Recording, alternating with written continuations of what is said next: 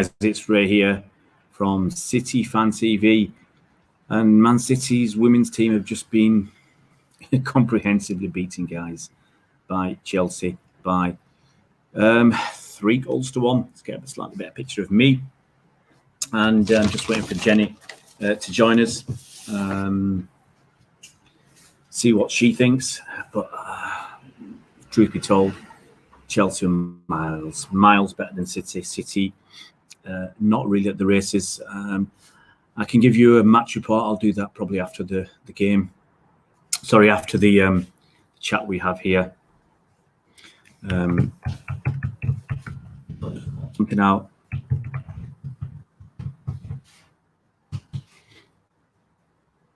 But yeah, it's gotta say, guys, excuse me, very disappointing result.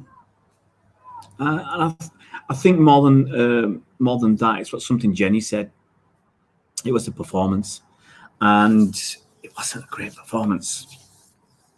And if you watch the game, I don't think you can deny that it wasn't a great performance from Man City today.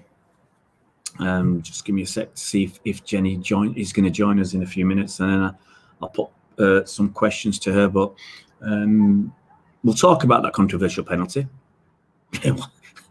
Controversy. I mean, it wasn't a penalty, as simple as that. We'll talk about Chelsea's second goal. Very, very good second goal. Can't take that away from them. We'll talk about, I think Jenny's just joined us. I had a pop to my notification. And we'll talk about City coming back into the game, and then City chucking away. Deandra, we're talking women's football, mate. Here we go, Jenny. Jenny, that was disappointing, wasn't it? It was poor decisions from the officials. Obviously, that wasn't a handball, in my opinion. Yeah, it was. Why Millie Bright didn't get booked for her handball, which was a blatant handball? She shouldn't have been on the pitch. But it was just poor decisions from the players as well. Poor decisions in the final third. I don't know what Ellie was doing, rushing out like that. Yeah. But the thing is, Jenny, if we're honest, we were well second best. I mean, before Chelsea scored that second goal early in the second half, I mean, they could have scored 3 of the goals. So, I'm just actually looking down my notes. 4. There was a shot after. I mean, I've not included everything. I've only made obviously some brief notes, but there was a couple of chances for Sam Kerr when she miskicked one. Another one she should have scored. She hit it. She headed over the bar unchallenged. Cuthbert hits over the bar from a Bronze mistake. This is something else. Another Chelsea shot. Bronze not good in defence. That's my notes. I mean, I might talk about that another time. I've been disappointed with Lucy, if I'm being honest. But down each flank, Chelsea were. I mean, we've got to give them credit because they were. I thought it was a phenomenal display from Chelsea. Yeah, I mean, we always know how strong Chelsea are, and at the start we were holding them, and then obviously that penalty went in. Wasn't a penalty? Wasn't it a penalty? Not in my opinion, it wasn't, but we had to just sort of pick ourselves up and carry on. But yeah, the midfield of Chelsea, they were just bossing it. They really were. And I know where you're going with Lucy, because for me, she made some poor passes that weren't passes. Yeah. We're gonna have to. I'll have a chat, guys. I'll have a chat. Look, in that first half, Chelsea, they steamed at us. They were all over us, really. The press was energetic. They had that intensity, early pressure, physicality as well. They're putting something on us. And we were making mistakes and we were under pressure at the back. But it looked like, for the first 10 minutes was mostly Chelsea. We had a couple of opportunities with Chloe Kelly. When we tried to press, we were nothing like Chelsea's press. And up to about 20 minutes, it was pretty much 80% Chelsea, I think. We hit the post with Sam Mewis. Obviously, it's goals change matches. Let's get Jenny back. Jenny, I'm just going through some of the points in the game. And for all Chelsea's dominance in that first 22 minutes, and it was pretty much Chelsea, they had a few chances. We had an opportunity to, with Chloe Kelly showing her pace, and Sam Mewis, she hit the post.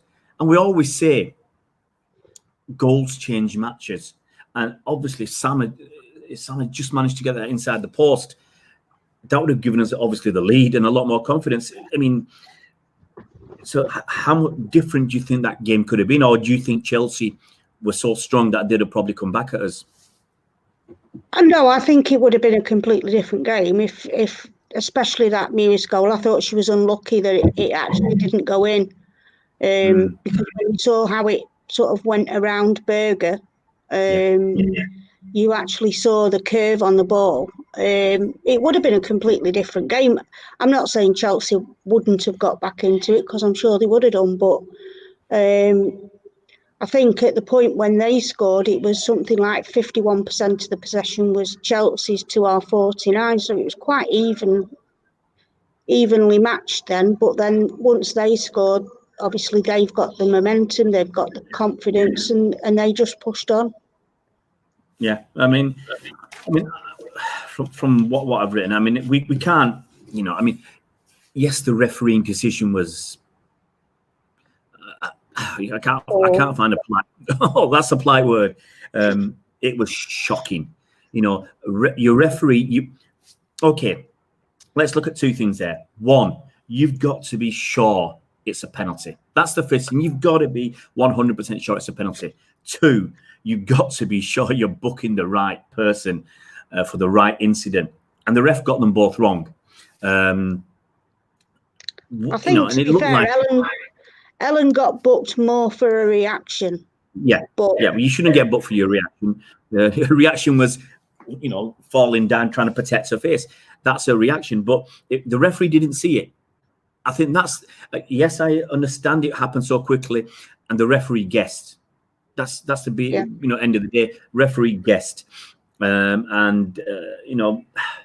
it's hard because I'm sure at times in most of the games, referees guess, linesmen guess, and they base it upon sometimes what they expect or the trajectory of the ball or something. So they're not going to be 100% sure on everything. But for such a big decision, if you're not sure, how can you give it? Refs giving it, they score. Obviously, it puts us under even more pressure. Second half, do you think we should have changed anything at halftime? Or I thought in the second half, when they had so many chances within 10 minutes, 4 or 5 really good chances, do you think Gareth Taylor should have changed something around before they scored that second goal? It's hindsight, isn't it? It's a wonderful thing after the event, but we looked better when Georgia Stanway and Rose Lavelle came on. So maybe if he'd have brought them on sooner, I don't know whether that would have made a difference.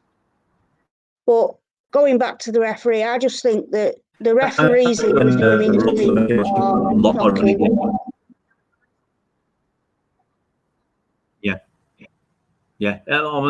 made a lot of poor decisions for me. A lot of he gave a lot. I keep calling him he. She gave a lot of free kicks, which were clean tackles. The commentator said, "What's that for?" And there was at least 3 or 4 that I remember.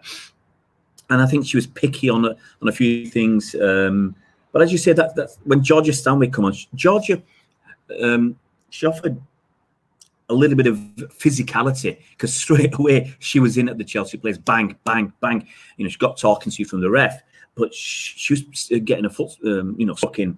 And Rose Lavelle gave us a continuation of what Ellen White was doing. Ellen White was just chasing around, and Rose Lavelle did the same.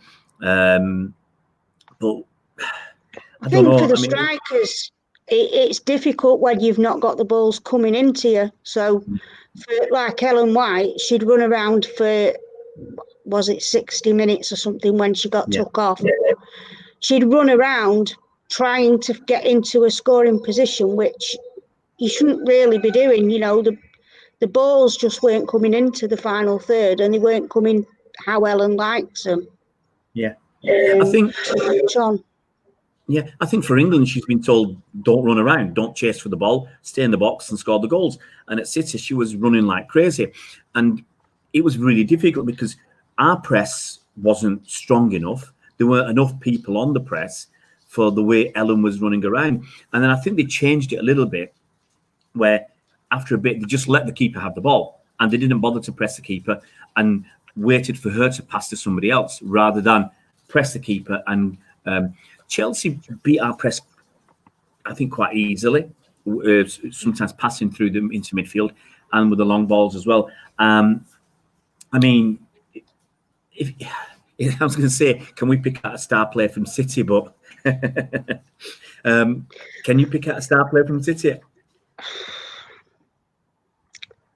Not really. I think, well, I've just seen on my TV now that Gemma Bonner had 108 touches in that game, compared to about 95 from Demi Stokes. I mean, Demi Stokes played quite well. She was trying to get down that wing. It was just that midfield that were putting a stop to her, really. Yeah, they were really, really good. I mean, I'm really glad that the supporters club, the official supporters club, didn't ask me to nominate 4 players for player of the match, because that's what they normally do. And last time they asked Jenny. Fortunately, I've never been asked. I'm not suggesting I should be, but I really thought in that game I'll put Sam Mewis, Rose Lavelle, and Karen Bardsley and Karima. I put 2 players who never got on because, honestly, you know, it would be tough to pick 4 players, I think, today. But for me, probably Sam Mewis was, again, she was trying. She was trying to get that ball in. Obviously, she hit the post. Chloe Kelly, she got through in the first half. She could have scored from that. She scored the penalty, so she gave us that little bit of a lifeline. But to get the penalty and then to give away a soft third goal like we did, it just doesn't. Yeah, I mean, the thing was, we were pressing at that time when Frank Kirby scored after 78 minutes. We were pressing. You can argue, should Ellie Roebuck have come out? Well, the defender wasn't going to get back to help her, I don't think. So, you know, you take a risk, and it didn't work that time. It's going to take a bit, I think, for the players to recover from, because, you know, you think Chelsea are going to be probably the biggest rivals for the title, and for me, it was a pretty comprehensive, comfortable win. And if they scored another couple of goals, I don't think City could have complained, because from the number of chances they had, you know, they had a lot of very good opportunities. So how do you see Gareth Taylor picking up the side from this? Because I think the majority of the players spirited and depressed in the changing room right now.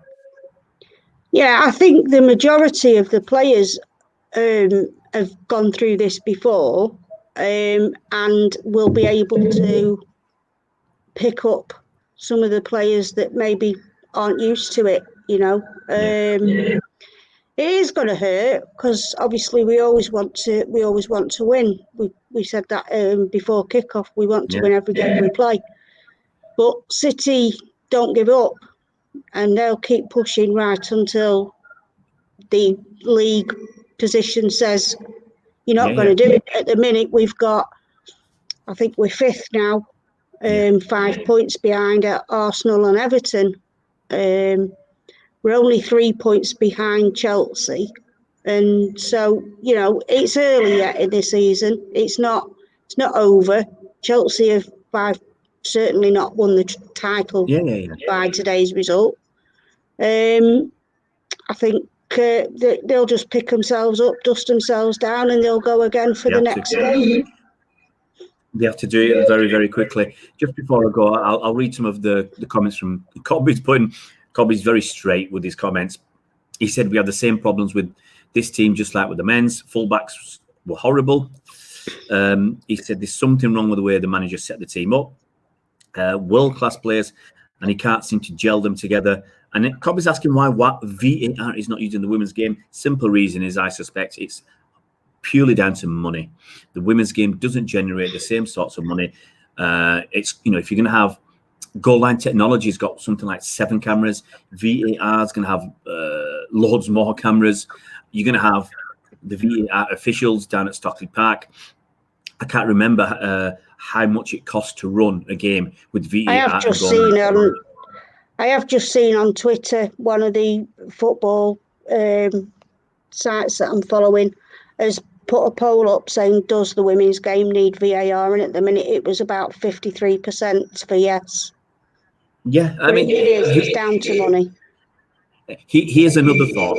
Before you get VAR, before you shell out the money that the women's game can't afford on its own for VAR, why don't we get some better officials? Because we see it time and time again. We've got bad officials in the men's game, don't get me wrong, but some of the officiating, I mean, today, as I said, I thought it was pretty shocking, some of the officiating. The penalty, okay, it happened in a flash, and she's going on the reaction of Ellen White, and I understand that. But some of the other decisions, the cheap fouls given away when there was no foul, it was just a clean tackle. You win the ball, and the ref gives a foul because the other person fell over, and no one's even asked for the free kick. So I think as well that for that reason is because a lot of the women's officials, they're not through the FA like the men's are, so they don't get the same sort of training and assessments, and they're not looked at as closely. Because,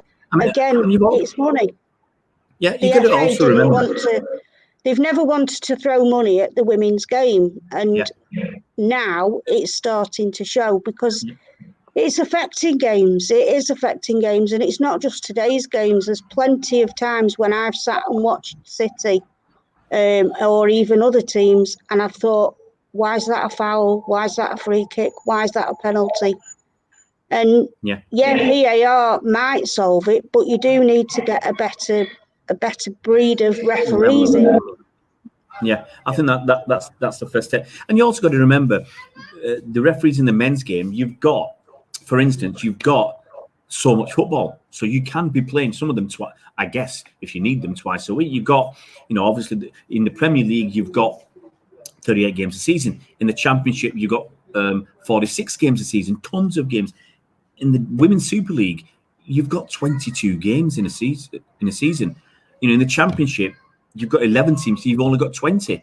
So, even if you, or the second WSL2, even if you refereed in every single WSL week and every single, WSL2, if you're doing 2 games a weekend, you could still only do 42 games in a season. And, so basically you're not going to be doing that much. So referees aren't getting that level of experience. I don't know how you're going to change it. They could start them at, they could start them with some of the youth club cups, the under 18s, the under 19s at different teams.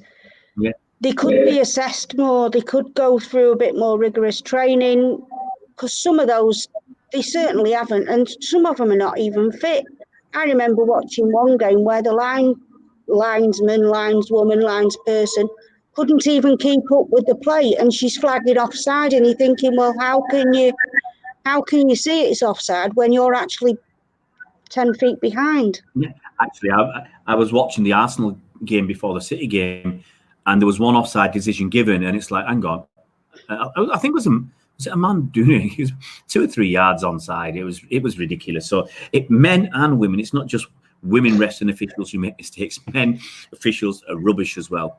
I think on that note, I think we're depressed enough after that result and performance. The thing is, before the game, you said you wanted to see the performance.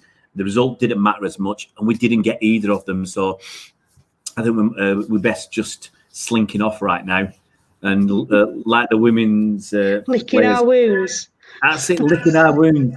And you know, I think I'm going to go inside, sit in bed, pull the covers over my head, and have a little cry to myself. No, I won't. I won't do that. But Jenny, thanks for coming on, Jenny. Very welcome. And we'll speak. I can't remember when our next game is. It next weekend, isn't it? Next weekend, I think. Yeah. Now, yeah. Yeah, we've got a few days. I need a few days off. You know, we in the men's games, 2 games a week. Women's games, 2 games a week. We've got the international break coming up, so that'll be a weekend off. The international break for the men has given us a little break, but then for the men we got Arsenal next weekend, so that's going to ramp up all week. We've got people asking us for interviews and stuff, so it's crazy. I'm actually just saying that's enough. I'm not doing any more because otherwise that's all I'll be talking about. But Jenny, thanks again, and we'll speak to you surely during the week. We'll do a preview for the next game, and come on, City, let's get it together. Come on. Let's pick ourselves up. As Jenny says, dust ourselves down, come out fighting next time. Come on, you Blues. Definitely. Cheers, Jenny.